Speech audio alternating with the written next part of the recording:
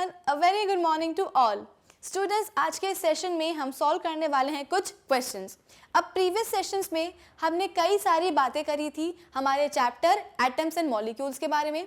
सबसे पहले तो हमने देखा था कि डाल्टन्स एटॉमिक थ्योरी क्या होती है, उसके पोस्टुलेट समझे थे, कुछ लिमिटेशंस हैं, ड्रॉबैक्स हैं उस थ्योरी के, वो भी हमने देखे थे। फिर इसके बाद में हमने जाना था कि भाई एटम का साइज क्या होता है, एटॉमिक रेडियाई के बारे में पढ़ा था। और फिर लास्ट में हमने पढ़ा था कि डिफरेंट एलिमेंट्स को किस तरीके से सिंबल अलॉट या असाइन किए जाते हैं। ये सारी चीजें हमने अपने प्रीवियस सेशंस में पढ़ी थी। अब इससे पहले कि हम अपने चैप्टर में थोड़ा सा और आगे जाएं, जरूरी ये है कि कल जितनी भी बातें हमने पढ़ी हैं, सीखी हैं नई चीजें, उनको हम पहले करेंगे रिवाइज। और आपको पता है कि हम रिवीजन कैसे करते हैं, हम रिवीजन करते हैं क्वेश्चंस के फॉर्म में। तो ये कौन सा सेशन है भाई? ये है एक डीपीक्यू सेशन, यानी कि डेली प्रैक्टिस क्वेश्चंस का सेशन, जहां पे हम करेंगे रिवीजन। ठीक है, तो इस सेशन का टारगेट सेट हो गया है, तो एक काम करते हैं ना, अपने सेशन को भी कर लेते हैं फटाफट से start. So this is Vibhuti Khare, welcome to Magnet Brains, जहां पे आपको सभी चैप्टर्स के वीडियो लेक्चर्स मिलने वाले हैं बिल्कुल फ्री ऑफ कॉस्ट। यानी कि मैग्नेट ब्रेन्स में आपको 2 चैप्टर्स पढ़ने के बाद किसी भी तरह का पेमेंट करने की या पैकेज परचेज करने की जरूरत बिल्कुल भी नहीं है, क्योंकि मैग्नेट ब्रेन्स आप सब तक पहुंचा रहा है क्वालिटी एजुकेशन बिल्कुल फ्री ऑफ कॉस्ट। तो इसी अच्छी बात से स्टार्ट करते हैं हम आज का ये हमारा सेशन क्वेश्चन नंबर 1 के साथ। क्वेश्चन नंबर 1 क्या बोल रहा है भाई? According to Dalton's atomic theory which of the following are true. अब जैसा कि हमारा पैटर्न है कि हम हर एक सवाल के साथ क्या करते हैं, जो कंसेप्ट है उसको रिवाइज करते हुए चलते हैं। ठीक है, तो जैसे ही आप ये शब्द सुनोगे डाल्टन्स एटॉमिक थ्योरी, तो तुरंत आपके दिमाग में पूरी जितनी भी कहानी हमने पढ़ी थी एटॉमिक थ्योरी के बारे में, वो सब आ जानी चाहिए। मैंने आपको बताया था इस सेशन में, इस पर्टिकुलर टॉपिक में, कि भाई आखिर ये एटॉमिक थ्योरी आई ही क्यों, किसने दी। तो देखो, हमने पढ़ा था कि किस तरह से कि डिफरेंट इंडियन फिलोसोफर्स आए थे, ग्रीक फिलोसोफर्स आए थे।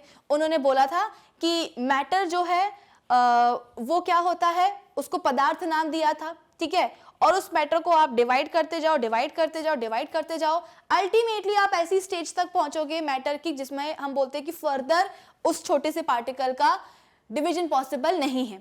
बेसिकली हम करते क्या है, मैटर को जब डिवाइड करते हैं, तोड़ते जाते हैं, तो हम करते क्या है, मैटर्स को डिफरेंट स्मॉल पार्टिकल्स में डिवाइड करते हैं। तो एक तोड़ते तोड़ते एक ऐसी स्टेज तक पहुंचोगे आप जहां पे फर्दर उस स्मॉलेस्ट पार्टिकल का डिवीजन पॉसिबल नहीं होगा, और उस स्मॉलेस्ट इनडिविजिबल पार्टिकल को क्या नाम दिया गया था? एटम नाम दिया गया था या परमाणु नाम दिया था। फिर इसके बाद में एक और इंडियन फिलोसोफर आए थे, कात्यायान, जिन्होंने बोला था कि भाई ये जो एटम आपने बोला है, जो फिलोसफी आपने करी है एटम के बारे में, वो बिल्कुल सही है, उसको हम एक्सेप्ट करते हैं। जो एटम, जिस एटम की आप बात कर रहे हो ना, वो हो सकता है कि फ्री स्टेट में एग्जिस्ट ना करे। मतलब कि क्या, एक एटम किसी दूसरे एटम के साथ क्या कर ले, फ्रेंडशिप कर ले, या उसके साथ जाकर के कंबाइन हो जाए।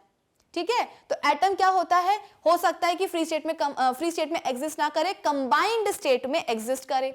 फिर इसके बाद में एंटोइन लिवोसे और प्राउस्ट आए, उन्होंने बोला कि जो आपकी फिलॉसफीज हैं वो सही हैं, उनको हम एक्सेप्ट करते हैं। लेकिन जैसे आपने इजीली बोल दिया ना कि एटम्स जो हैं कंबाइंड स्टेट में एग्जिस्ट करते हैं, ये बोलने में तो बड़ा आसान लग रहा है, लेकिन होता काफी मुश्किल है। क्यों? क्योंकि जब एटम्स कंबाइन करते हैं ना, तो एक केमिकल रिएक्शन के फॉर्म में कॉम्बिनेशन होता है, और ये जो एटम्स का कॉम्बिनेशन हो रहा है ना, ये कुछ लॉस को फॉलो करता है। और एटम्स के कॉम्बिनेशन को एक्सप्लेन करने के लिए एंटोइन लिवोसे ने और प्राउस्ट ने क्या दे दिए? लॉज ऑफ केमिकल कॉम्बिनेशन दे दिए। वैसे तो लॉज ऑफ केमिकल कॉम्बिनेशन कई सारे हैं, जब आप क्लास 10th में जाएंगे तो आप पढ़ेंगे, लेकिन हमारे क्लास 9th में इस सिलेबस में केवल 2 ही लॉ थे। एक था क्या, लॉ ऑफ डेफिनेट प्रोपोर्शन या कांस्टेंट प्रोपोर्शन, और दूसरा था law of conservation of mass. तो एटम्स के कॉम्बिनेशन को एक्सप्लेन करने के लिए लॉ ऑफ केमिकल कॉम्बिनेशन आए। अब जैसे ही लॉ ऑफ केमिकल कॉम्बिनेशन आए, साइंटिस्ट के लिए नया स्टेप क्या था, नेक्स्ट स्टेप क्या था, कि अब उन्हें उन केमिकल कॉम्बिनेशन के लॉस के लिए सुटेबल एक्सप्लेनेशन फाइंड आउट करना था। और जैसा कि मैंने आपको बताया है कि जहां भी कोई भी नई चीज ढूंढने की बारी आती है ना, तो सबसे पहले हमारे कौन से ब्रिटिश केमिस्ट आते हैं भाई? जॉन डाल्टन आते हैं। वो आए, उन्होंने बोला कि सुनो, जो लॉ ऑफ केमिकल कॉम्बिनेशन है उनके लिए सूटेबल एक्सप्लेनेशन ढूंढने की जिम्मेदारी मेरी है।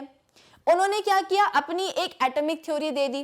इस एटॉमिक थ्योरी में था क्या, जॉन डाल्टन के टाइम तक, उस पर्टिकुलर स्टेज तक जितने भी एटम्स और मैटर के बारे में इंफॉर्मेशन थी ना, उन सभी इंफॉर्मेशन को उन्होंने क्या किया, कंपाइल कर दिया और निचोड़ के अपनी atomic theory they the.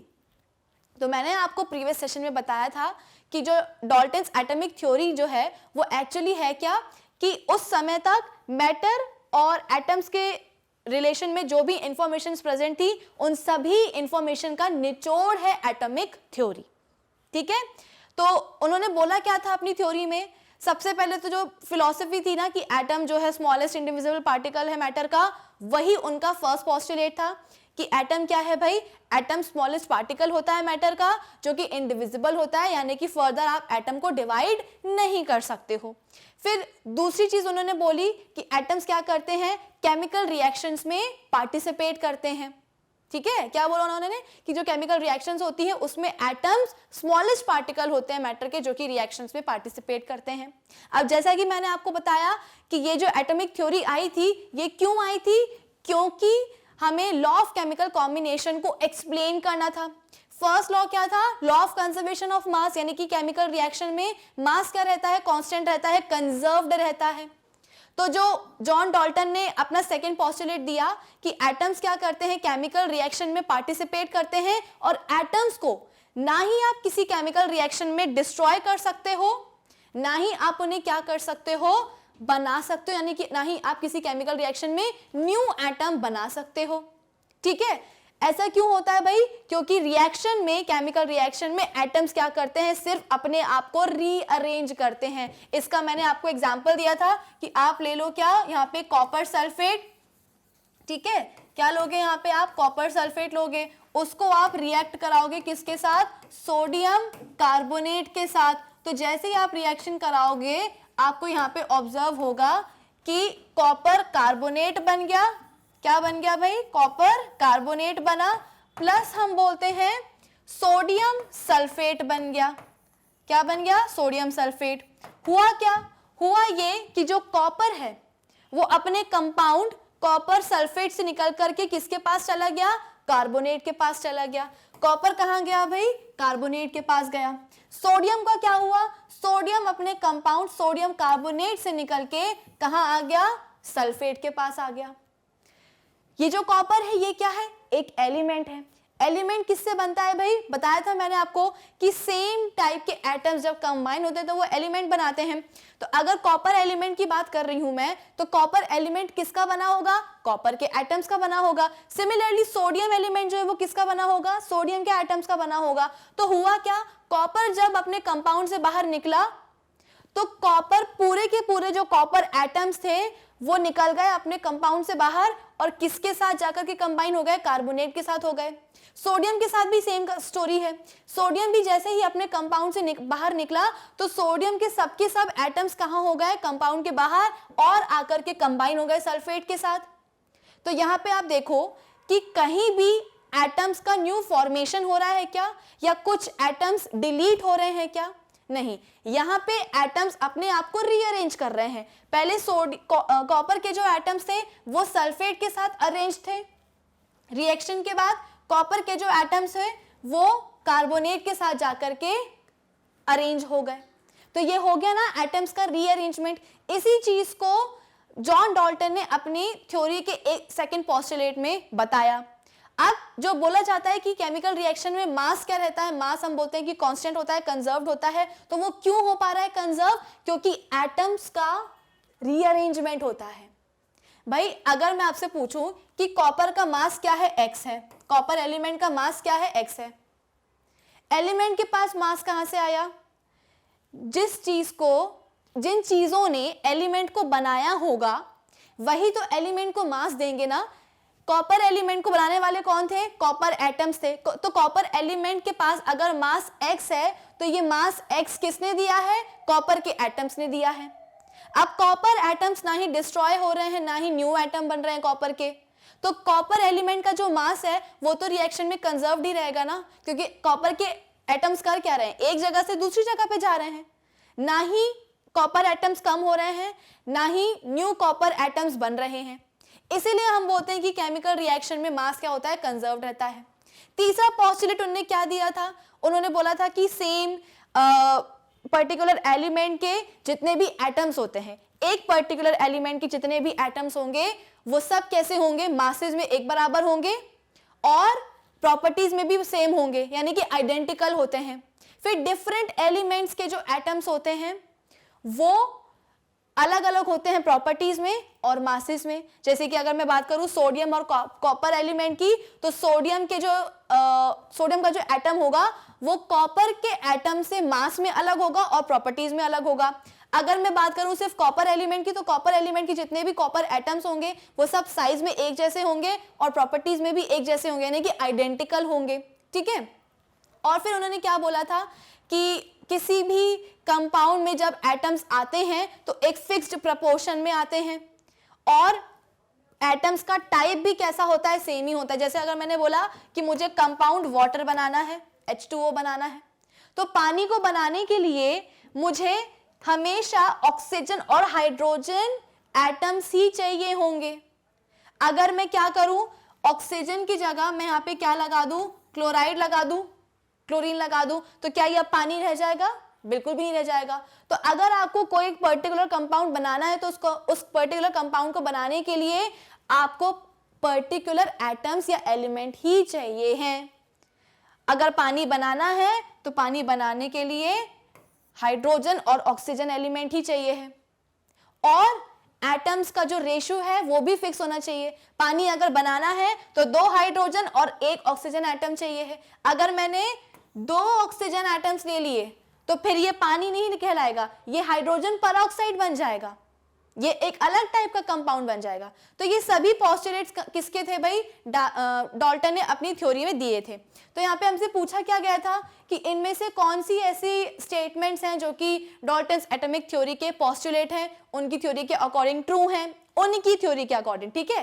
Atoms are the smallest indivisible particles which participate in a chemical reaction, ये बात तो बिल्कुल सही है। Atoms of the same element are identical in masses and properties, बिल्कुल सही है। The relative number and kinds of atoms are constant in a given compound, ये भी मैंने आपको बताया अभी, बिल्कुल सही है। यानी कि इसका जवाब क्या होगा भाई, all of these। ठीक है। ऑप्शन नंबर 4, ये सभी तीनों पॉइंट्स क्या हैं, बिल्कुल सही है according to Dalton's atomic theory. Fine. अब हम बढ़ते हैं अपने नेक्स्ट क्वेश्चन में। नेक्स्ट क्वेश्चन क्या बोल रहा है भाई, which of the following statement और रिजेक्ट्स डाल्टन एटॉमिक थ्योरी। अब इनमें से ऐसा कौन सा स्टेटमेंट है जो कि डाल्टन के एटॉमिक थ्योरी को रिजेक्ट करता है। अब देखो, मैंने आपको पूरी डाल्टन एटॉमिक थ्योरी जो है ना एक्सप्लेन कर दी है, पोस्टुलेट्स आपको बता दिए हैं। अब बारी आती है उनकी लिमिटेशंस की।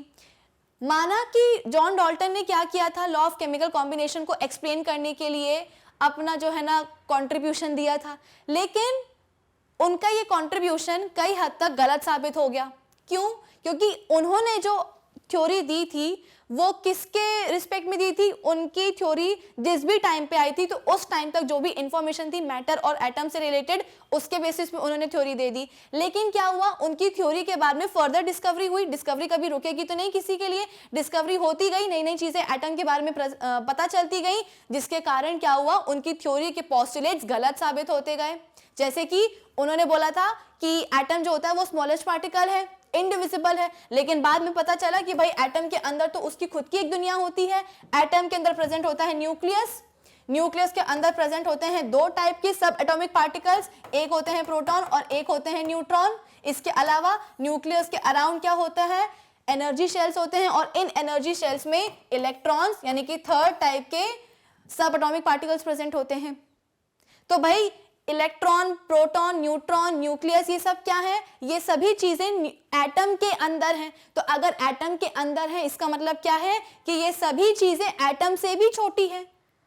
और हम तो कितने सालों से मानते आ रहे थे कि एटम ही स्मॉलेस्ट पार्टिकल है, फर्दर डिवाइड कर ही नहीं सकते। तो इसके कारण, इस डिस्कवरी के कारण क्या हुआ, जो उनका फर्स्ट पोस्टुलेट था वो गलत हो गया। अब यहाँ पे बोला क्या गया है, isotopes of elements are present in nature. Isotopes मतलब क्या होते हैं, एलिमेंट्स के कुछ ऐसे एटम्स, देखो डाल्टन ने क्या बोला था अपनी थ्योरी में कि एक पर्टिकुलर एलिमेंट के सभी एटम्स क्या होंगे, सेम होंगे मास में और प्रॉपर्टीज में आइडेंटिकल होंगे। लेकिन हम बात करेंगे जब आइसोटोप्स की, तो आइसोटोप्स क्या होते हैं भाई? एलिमेंट के एटम्स जो कि एटॉमिक नंबर में सेम होंगे लेकिन एटॉमिक मास में क्या होंगे? डिफरेंट होंगे। जैसे कि अगर मैं कार्बन एलिमेंट की बात करूं तो कार्बन एलिमेंट के 3 आइसोटोप्स बड़े फेमस हैं। कौन कौन से? C12, C13 and C14।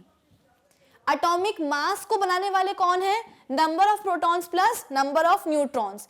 तो ये जितने भी आपको कार्बन के आइसोटोप्स दिख रहे हैं ना, इन सभी आइसोटोप्स के पास जो मास है वो क्या होने वाला है? अलग अलग होने वाला है। क्या होगा? तो ये जो मैंने नंबर लिखे ना 12, 13, 14, ये है इनके मास।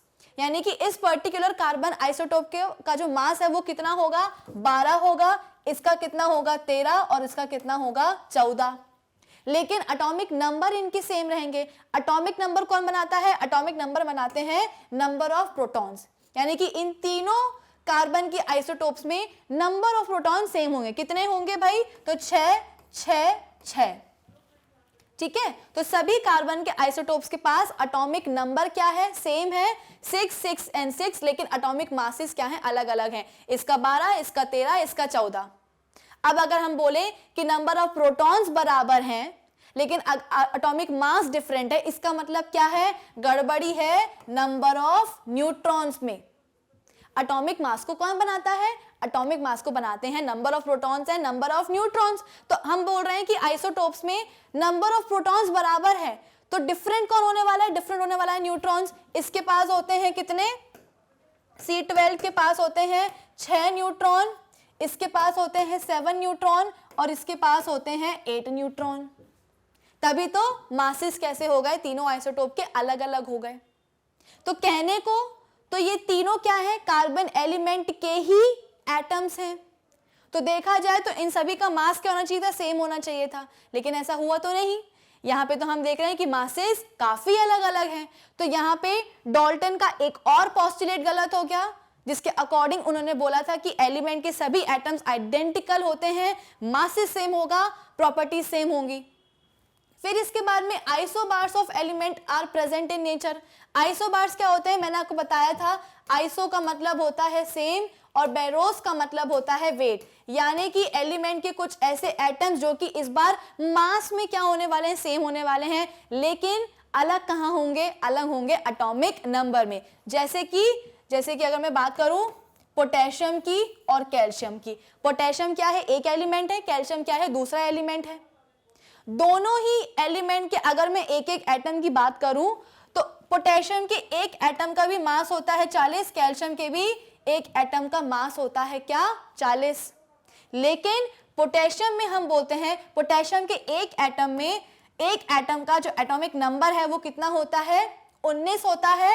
और यहां पे हम बोलते हैं कि कैल्शियम के एक एटम का एटॉमिक नंबर क्या होगा? 20 होगा। तो ये एक और पोस्टुलेट गलत हो गया डाल्टन का। क्यों? क्योंकि उन्होंने तो अपनी एटॉमिक थ्योरी में बोला था कि डिफरेंट एलिमेंट्स के एटम्स जो होते हैं वो डिफरेंट होते हैं मासेस में और प्रॉपर्टीज में। अगर उनकी थ्योरी की माने तो कैल्शियम और पोटेशियम के जो एटम्स हैं इनके मासेस अलग अलग होने चाहिए। क्यों? क्योंकि दोनों डिफरेंट एलिमेंट है ना। लेकिन यहाँ तो हम कुछ अलग ही कहानी देख रहे हैं। यहाँ पे तो हमने देखा कि कैल्शियम और पोटेशियम अलग अलग एलिमेंट होने के बावजूद इन दोनों के ही एटम्स का मास कैसा है? एक जैसा है, 40 और 40। गड़बड़ कहाँ है? गड़बड़ है तो एटॉमिक नंबर में। पोटेशियम का कितना है? 19 होता है एटॉमिक नंबर, यानी कि पोटेशियम के एक एटम में नंबर ऑफ प्रोटॉन्स कितने होंगे? 19। और कैल्शियम के एक एटम में कितने होंगे नंबर ऑफ प्रोटॉन्स? 20। क्यों? क्योंकि एटॉमिक नंबर है 20। तो यहाँ पे हमने बोला कि एक और पोस्टुलेट गलत हो गया। किसका? डाल्टन का। उन्होंने बोला था कि भाई अलग अलग होने चाहिए, डिफरेंट एलिमेंट्स के एटम्स का मास अलग अलग होना चाहिए, प्रॉपर्टीज अलग अलग होनी चाहिए। लेकिन यहाँ तो हम बोल रहे हैं कि सेम ही है। तो आइसोटोप्स का अकरेंस और आइसोबार्स की अकरेंस, ये दोनों ही चीजें क्या प्रूव करती हैं? कि डाल्टन की जो एटॉमिक थ्योरी है वो गलत है, उनके पोस्टुलेट्स गलत हैं। तो इसका जवाब क्या होना चाहिए? Both A and B. Fine. I hope ये वाला क्वेश्चन भी आप सभी को समझ में आया होगा। अब हम चलते हैं हमारे थर्ड क्वेश्चन पे। Which of the following are correct about diamond and graphite. याद करो मैंने डायमंड और ग्रेफाइट का जिक्र, इसको मेंशन मैंने कहाँ किया था, लिमिटेशंस और ड्रॉबैक्स में ही किया था। डाल्टन का जो कि एक प्रॉपर्टी थी कि जो डिफरेंट एलिमेंट्स के जो एटम्स होते हैं वो प्रॉपर्टीज में अलग अलग होने चाहिए, ठीक है। या अगर हम बात करें कि सेम एलिमेंट की जितने भी एटम्स होते हैं वो मासेस में और प्रॉपर्टीज में एक जैसे होने चाहिए। अब यहाँ पे डायमंड और ग्रेफाइट क्या करता है, इस पोस्टुलेट को फिर से हम बोलते हैं कि गलत बताता है। कैसे? डायमंड और ग्रेफाइट दोनों किसके बने होते हैं, कार्बन एटम्स के बने होते हैं।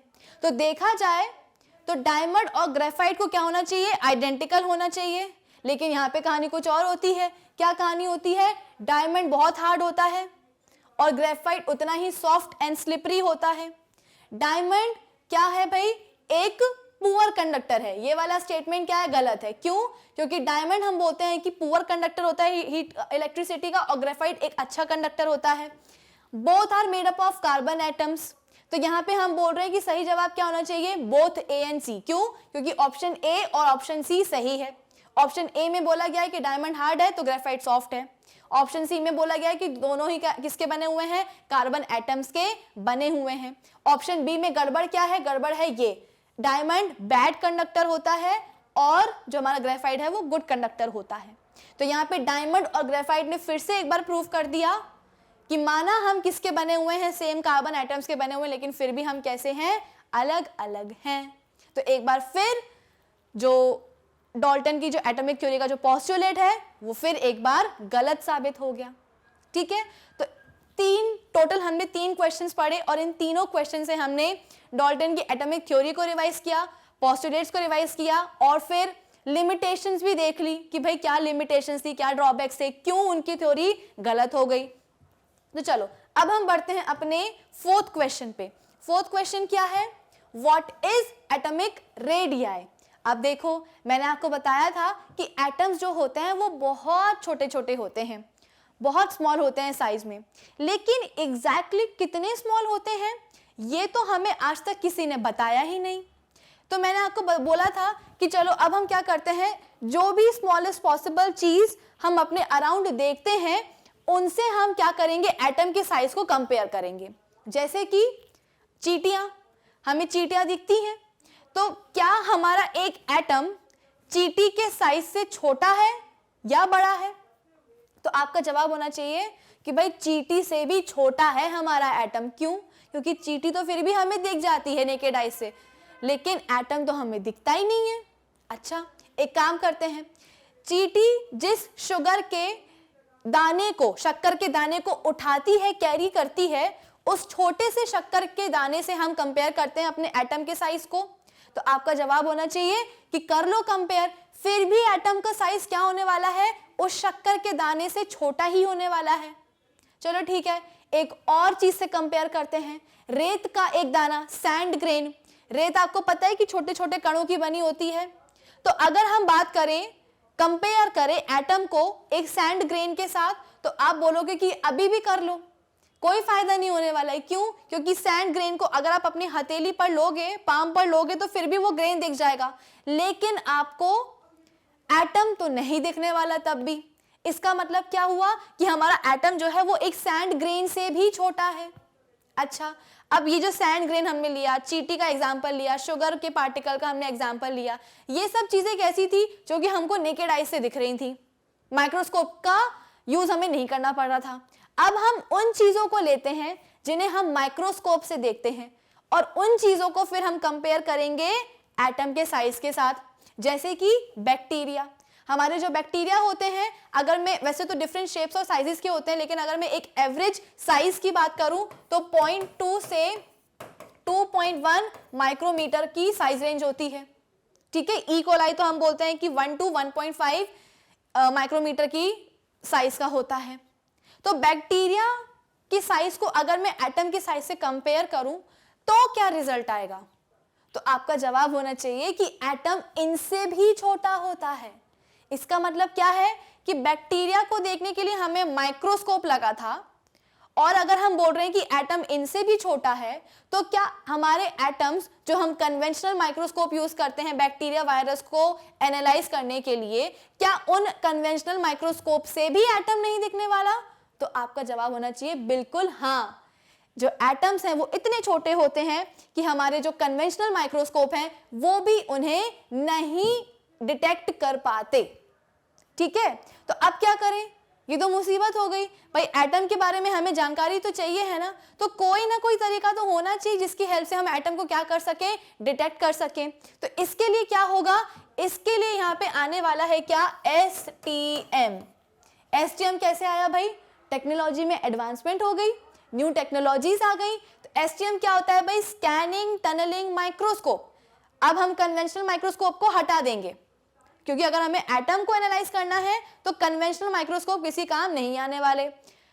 तो हम क्या यूज करेंगे? स्कैनिंग टनलिंग माइक्रोस्कोप यूज करेंगे। ये क्या करता है?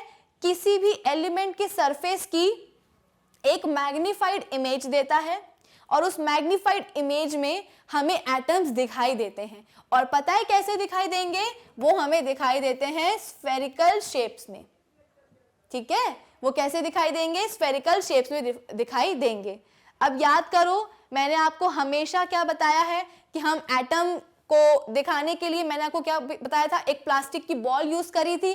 बोला था मैंने आपको कि ये प्लास्टिक की बॉल होगी दूसरे बच्चों के लिए, लेकिन अभी आप लोगों के लिए क्या है? ये एक एटम है। तो एक लॉजिक था प्लास्टिक की बॉल को एटम बताने का, वरना क्या है, मैं तो कोई भी दूसरी कलरफुल चीज यूज कर सकती थी, है ना, लेकिन मैंने पर्टिकुलरली एक बॉल को बोला था कि आपकी बॉल क्या है? ये एक एटम है। क्यों? क्योंकि मुझे पता था कि एटम का शेप कैसा होता है? स्फेरिकल होता है। अब अगर मैं बोलूं कि एटम का शेप कैसा होगा भाई? स्फेरिकल होगा, और हमें एटम का साइज पता होना चाहिए। ये तो हमें समझ में आ गया कि एटम बहुत छोटा है, बहुत छोटा है, बहुत छोटा है, लेकिन कितना छोटा है ये तो किसी ने बताया ही नहीं। स्फेयर के साइज को आप कैसे मेजर करोगे? स्फीयर के साइज को अगर आपको मेजर करना है तो सबसे पहले आपको स्फीयर का रेडियस पता होना चाहिए। तो अगर हम बोल रहे हैं कि एटम क्या है? एक स्फेरिकल स्ट्रक्चर है, या एटम का शेप कैसा होता है? स्फेरिकल होता है। तो अगर एटम के साइज को हमें पता करना है तो हमें सबसे पहले क्या करना पड़ेगा? एटम का रेडियस पता करना पड़ेगा। एटॉमिक रेडियस उसी को कहते हैं। एटॉमिक रेडियस हम कैसे कैलकुलेट करते हैं भाई? इधर देखो, ये रहा क्या? एटम। एटम का ये रहा क्या? न्यूक्लियस। हमें पता है कि न्यूक्लियस के अराउंड क्या प्रेजेंट होते हैं? एनर्जी शेल्स प्रेजेंट होते हैं। तो न्यूक्लियस से लेकर के आउटर मोस्ट शेल तक का जो डिस्टेंस होता है वही क्या कहलाता है भाई? एटॉमिक रेडियाई कहलाता है, या एटॉमिक रेडियस कहलाता है। ठीक है, एटम के साइज को हम कैसे मेजर करेंगे? एटम जो कि कैसा है? स्फेरिकल है शेप में। स्फीयर के साइज को अगर हमें मेजर करना है तो सबसे पहले हमें उसका रेडियस पता होना चाहिए। तो सिमिलरली हम क्या करेंगे? एटम का भी रेडियस पता करेंगे। एटॉमिक रेडियस क्या होता है? न्यूक्लियस से लेकर के आउटर मोस्ट शेल तक का जो डिस्टेंस होता है उसी को हम क्या बोल देते हैं? एटॉमिक रेडियस बोल देते हैं। ठीक है, अब मैंने आपको बताया था कि एटॉमिक रेडियस बेसिकली है क्या? एक डिस्टेंस ही तो है। यूजुअली हम डिस्टेंस को मेजर करने के लिए कौन सी यूनिट यूज करते हैं? हम यूनिट यूज करते हैं किलोमीटर्स या फिर मीटर्स, है कि नहीं? जैसे मैंने आपको बोला कि आपके घर और आपके स्कूल तक का जो डिस्टेंस है वो कितना है, तो आप बोलोगे 5 किलोमीटर, 10 किलोमीटर, 15 किलोमीटर, इतना ज्यादा डिस्टेंस है। तो आप डिस्टेंस को मेजर करने के लिए कौन सी यूनिट यूज करते हो? किलोमीटर और मीटर। लेकिन जब हम बात करेंगे हमारे एटम्स की, तो एटम्स तो हमारे बहुत स्पेशल होते हैं। उनके लिए किलोमीटर और मीटर यूनिट हम यूज नहीं करेंगे, उनके लिए हम कोई दूसरी यूनिट यूज करते हैं। कौन सी यूनिट यूज करते हैं भाई? उनके लिए हम यूज करते हैं नैनोमीटर्स। क्या यूज करेंगे? नैनोमीटर्स। ठीक है, अब किलोमीटर और मीटर दोनों ही क्या है? डिस्टेंस की ही यूनिट है, लेकिन दोनों के बीच में एक रिलेशन तो है। क्या रिलेशन है? 1 किलोमीटर में कितने मीटर्स होते हैं भाई? 1000 मीटर्स होते हैं। तो भाई नैनोमीटर भी तो क्या है? एक यूनिट ही है ना डिस्टेंस की। तो डेफिनेटली क्या होना चाहिए? मीटर और नैनोमीटर में भी क्या होना चाहिए? दोनों ही यूनिट्स के बीच में एक रिलेशन होना चाहिए। तो रिलेशन क्या होता है भाई? 1 nanometre is equals to 1/10⁻⁹ metre. या आप इसको कैसे लिख सकते हो, 10 to the power -9 metre. 1 nanometre किसके बराबर होगा, 1/10 to the power 9 मीटर के बराबर होगा। 1/10 to the power 9 मीटर क्या बता रहा है, 1 मीटर का 10 to the power 9th part. ठीक है, अगर मैं बोलूं कि हमारे पास क्या है, 1 मीटर है, तो इस 1 मीटर का 1/2 पार्ट कितना होगा, आधा, 50 सेंटीमीटर।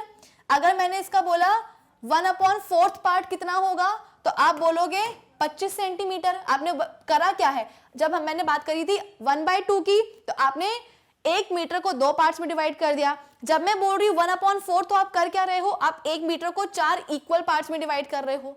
अब अगर मैं बोलूं कि 1 मीटर का 1/10 पार्ट क्या होता है, तो आप क्या करोगे, 1 मीटर को 10 पार्ट्स में डिवाइड कर दोगे। अगर मैं बोलूं 1 मीटर का 1/1000 पार्ट क्या होता है, तो आप क्या करोगे, 1 मीटर को इक्वल 1000 पार्ट्स में डिवाइड करोगे। लेकिन अभी मैं क्या बोल रही हूं कि आपको 1 मीटर को 10 to the power 9 पार्ट्स में डिवाइड करना है। तो हर एक पार्ट जब आप डिवाइड कर लोगे 1 मीटर को 10 to the power 9 पार्ट्स में, तो हर एक पार्ट किसके बराबर होगा भाई, 1 नैनोमीटर के बराबर होगा, यानी कि इतना छोटा। तो जो हमारा एटॉमिक रेडियस जो होता है वो बेसिकली नैनोमीटर्स में ही मेजर किया जाता है। सवाल क्या पूछा गया था कि व्हाट इज एटॉमिक रेडियस, तो डिस्टेंस बिटवीन, यहाँ पे बिटवीन लिख देना, ठीक है, distance between nucleus and electron, distance between nucleus and outer most shell, distance between nucleus and inner most shell. तो आपका सही जवाब क्या होना चाहिए, option B, distance between nucleus and outer most shell of the atom. ठीक है, चलो अब हम बढ़ते हैं आगे। आगे क्या बताया गया है, शेप ऑफ एटम्स आर, अभी बताया क्या होता है, एटम का शेप स्फेरिकल होता है। ठीक है, इसके बाद में हम आते हैं अपने नेक्स्ट क्वेश्चन में, atomic radius can be measured in dash units. किस यूनिट में मेजर करते हैं भाई, अभी बताया मैंने, नैनोमीटर में। एटम का रेडियस इतना छोटा होता है कि आप उसे किलोमीटर्स या मीटर्स में बता नहीं सकते हो, इसलिए हम नैनोमीटर यूनिट का यूज करते हैं। ठीक है, फिर नेक्स्ट क्वेश्चन क्या है, 1 nanometre is dash part of metre. तो इसका सही जवाब क्या होना चाहिए भाई, 1/10 to the power 9th part of metre. ठीक है, चलो अब इसके बाद में 8th क्वेश्चन क्या है, 8th क्वेश्चन हम बोल रहे हैं कि which among the following gave the above idea about the symbols of different elements. अब एटॉमिक साइज के बारे में तो हमने जान लिया। अब आज की डेट में 118 एलिमेंट्स प्रेजेंट होते हैं। ठीक है, और इन 118 एलिमेंट्स के बहुत बड़े बड़े नाम होते हैं। अब हर बार एलिमेंट को लिखने के लिए, बोलने के लिए बड़े बड़े नाम का यूज करना पड़ता है। तो साइंटिस्ट को एक आइडिया आया कि क्यों ना हम कोई शॉर्टकट अलॉट कर दें सभी एलिमेंट्स को, जिससे क्या होगा कि एलिमेंट्स को लिखना, बोलना आसान हो जाएगा। तो इसके लिए फिर से कौन आ गए, हमारे ब्रिटिश केमिस्ट जॉन डाल्टन आ गए। उन्होंने बोला कि मैं एक आइडिया देता हूं। अपन क्या करते हैं कि हमें पता है कि एटम का शेप कैसा होता है, स्फेरिकल होता है। एटम से मिलके कौन बनते हैं, एलिमेंट बनते हैं। तो क्यों ना हम एक एलिमेंट को रिप्रेजेंट करें किसके फॉर्म में, एक सर्कल के फॉर्म में। ठीक है, सभी एलिमेंट्स को हम सर्कल के फॉर्म में रिप्रेजेंट करेंगे और क्या करेंगे, कुछ ना कुछ इसके अंदर डिजाइन बना देंगे, पैटर्न बना देंगे। जैसे कि हाइड्रोजन के लिए हम बोलते हैं कि सर्कल के अंदर एक डॉट बना दिया। सल्फर के लिए क्या किया, सर्कल के अंदर एक प्लस का साइन बना दिया। ऑक्सीजन के लिए क्या किया, एक सर्कल बना करके छोड़ दिया। कार्बन के लिए क्या किया, सर्कल बना करके उसके अंदर डार्क कलर कर दिया, ब्लैक कलर कर दिया। तो ये जो इन्होंने तरीका निकाला था जॉन डाल्टन ने, देखा जाए तो इनका कंसेप्ट, इनका आइडिया सही था कि हम क्या करते हैं, एलिमेंट्स को सिंबल अलॉट कर देते हैं। लेकिन जो तरीका था इनके सिंबल अलॉट करने का वो बहुत ही गड़बड़ था। क्यों, क्योंकि आप कितनी डिजाइन्स, कितनी ड्राइंग याद रख सकते हो। तो आइडिया इनका सही था लेकिन तरीका गलत था। तो ये जो आपको सिंबल्स दिख रहे हैं ये किसने दिए थे भाई, ये दिए थे जॉन डाल्टन ने। ठीक है, चलो अब हम बात करते हैं किसकी, नेक्स्ट क्वेश्चन की। नेक्स्ट क्वेश्चन में क्या बोला, अब ये जो आइडिया था ना जॉन डाल्टन का, ये बिल्कुल सही था। फिर आए कौन, बर्जीलियस, एक और साइंटिस्ट। इन्होंने बोला कि क्यों ना हम एक काम करें, एलिमेंट का जो नाम होता है उसी नाम से हम उनका सिंबल डिराइव कर लें। जैसे कि हमने बोला कि हमारे पास क्या है, हाइड्रोजन है, और हमारे पास क्या है भाई, हीलियम है। दो एलिमेंट है हमारे पास, एक है हाइड्रोजन तो दूसरा है हीलियम। ठीक है, तो हाइड्रोजन, बर्जीलियस ने बोला कि इन एलिमेंट्स के जो नाम है इन्हीं नाम से हम क्या करते हैं, डिराइव कर लेते हैं इनका सिंबल। कैसे डिराइव कर पाएंगे भाई, तो देखो हाइड्रोजन का उन्होंने क्या बोला कि जो नाम है ना उसका फर्स्ट या फर्स्ट टू लेटर्स हम ले लेते हैं एज अ सिंबल। क्या बोला बर्जीलियस ने कि फर्स्ट या फर्स्ट टू लेटर्स हम ले लेते हैं सिंबल के फॉर्म में। यानी कि हाइड्रोजन है तो हाइड्रोजन का हमने क्या लिया, पहला लेटर ले लिया, पहला अक्षर ले लिया, कितना हो गया, हाइड्रोजन। तो ये क्या बन गया, ये सिंबल बन गया हाइड्रोजन एलिमेंट का। हीलियम के लिए क्या करा, हीलियम के लिए अगर हम केवल फर्स्ट लेटर लेते तो फर्स्ट लेटर तो ऑलरेडी किसको मिल चुका है, हाइड्रोजन को मिल चुका है। तो इसलिए हमने क्या किया कि कंफ्यूजन ना हो, इसलिए हमने हीलियम का सेकेंड लेटर भी ले लिया, सेकेंड अल्फाबेट भी ले लिया। तो कितना हो गया भाई, HE हो गया। तो ये क्या बन गया, ये सिंबल बन गया हीलियम का। ठीक है, तो ये आइडिया कैसा था, ये थोड़ा सा लॉजिकल था, सेंसिबल था। डिजाइन या ड्राइंग्स आप याद नहीं रख सकते हो। तो यहाँ पे उन्होंने क्या किया कि एलिमेंट का जो भी नाम था उसी नाम से इन्होंने क्या किया, फर्स्ट या फर्स्ट टू लेटर्स लेकर के सिंबल डिराइव कर लिए एलिमेंट्स के, जैसे कि हाइड्रोजन और हीलियम। फिर क्या हुआ, नए नए एलिमेंट्स डिस्कवर होते गए। फिर एक कमेटी बिठाई गई IUPAC, जिसमें कि दुनिया भर के, देश भर के जो है केमिस्ट आए और वो क्या करते थे, एलिमेंट के नाम को अप्रूव करते थे और उनका सिंबल असाइन करते थे। दो रूल्स होते हैं। पहला रूल क्या होता है कि जब भी आप एलिमेंट का सिंबल बनाओगे तो अगर आपने केवल फर्स्ट लेटर लिया तो ठीक है। अगर आपने फर्स्ट टू लेटर्स डिराइव करे हैं, लिए हैं एलिमेंट के नाम से, तो फर्स्ट लेटर को आप हमेशा कैपिटल में लिखोगे और सेकंड वाले को हमेशा स्मॉल लेटर में लिखोगे। ठीक है, दूसरा क्या है भाई, ये पहला रूल हो गया था कि आपको फर्स्ट या फर्स्ट टू लेटर्स लेने। दूसरा रूल क्या था, ये स्मॉल और कैपिटल लेटर वाला। तो यहाँ पे हमसे पूछा क्या गया है, which among the following is correct regarding symbol of silicon. तो आपको पता होना चाहिए सिलिकॉन एक एलिमेंट है, सिलिकॉन के एलिमेंट का सिंबल हम कैसे लेंगे, उसका फर्स्ट लेटर लेंगे और उसका क्या लेंगे, सेकेंड लेटर भी लेंगे। तो फर्स्ट लेटर को हम कैसे लिखते हैं, कैपिटल में, सेकेंड को कैसे लिखेंगे हम, स्मॉल में। तो सही सिंबल क्या होना चाहिए, ऑप्शन डी। यहाँ पे हम देख रहे हैं कि दोनों कैपिटल में लिए हैं इसलिए ये गलत है। यहाँ पे हम देख रहे हैं कि फर्स्ट वाले को स्मॉल में लिया है इसलिए ये गलत है। तीसरे वाले में हम बोल रहे हैं कि पहले वाले को स्मॉल में ले लिया, सेकंड वाले को कैपिटल में ले लिया, इसलिए ये भी गलत हो गया। सही क्या होना चाहिए, पहले वाले को कैपिटल, दूसरे वाले को स्मॉल। फाइन, आई होप ये चीज आप सभी को समझ में आ गई होगी। और इस सेशन का लास्ट क्वेश्चन क्या है भाई, which among the following is correct about symbol of copper. अब जो रूल्स बने थे उसके अकॉर्डिंग कॉपर का सिंबल क्या होना चाहिए, कैपिटल C और छोटा O। लेकिन ये सिंबल तो किसका है भाई, कोबाल्ट का है। तो आखिर कॉपर के साथ ऐसा क्या हुआ कि उसको ये वाला सिंबल नहीं मिला, वो इसलिए कि जरूरी नहीं है जितने भी एलिमेंट्स, बेसिकली होता क्या था कि एलिमेंट्स के जो भी नाम आते थे ना वो डिफरेंट चीजों पे बेस्ड होते थे।